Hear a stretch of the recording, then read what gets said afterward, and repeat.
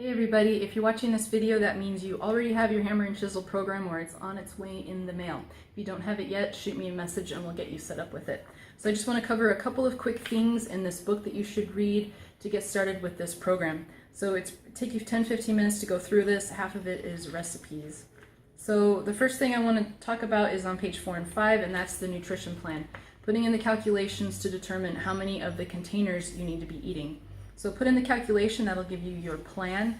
For example, I'm on plan A, and then you can look on page 14 and 15 to determine how many containers for plan A I need to be getting in. So for example, plan A is 3 green containers. So throughout the day, I want to make sure I get 3 of these containers.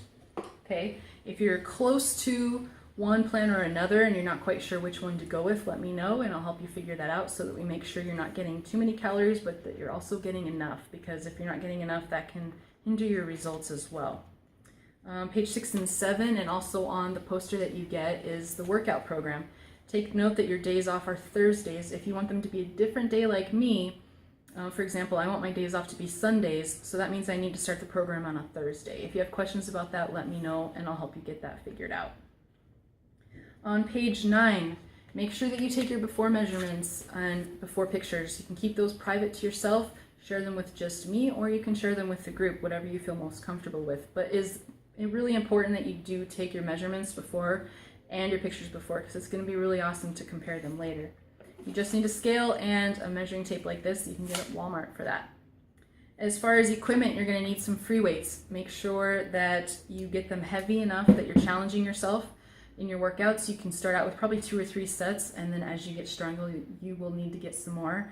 If you have questions about where you should start with your upper and lower body weights, shoot me a message or email and we can talk about that.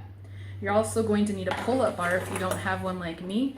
You just need a resistance band like this with handles and a door attachment, so that goes into the door, and that's your alternative for pull-ups. I got a really awesome set of this on Amazon for pretty cheap with different strengths. So like this one is 25 pounds. I can send you the link if you'd like to know where to get that on Amazon. Just let me know. You're also going to need a yoga mat. You can get these at Walmart for like 10 bucks. You're also going to need a bench if you don't have one, which I don't. You just need an exercise ball. You can get that for like 15 bucks at Walmart or Kmart as well. So that's all the equipment you're going to need. Then I just wanted to make sure make sure to look at all the different food lists for the different containers, and look on page 24 and 25. That's going to talk about what you can do with your teaspoons, your free foods like coffee and tea, depending on what you put in it.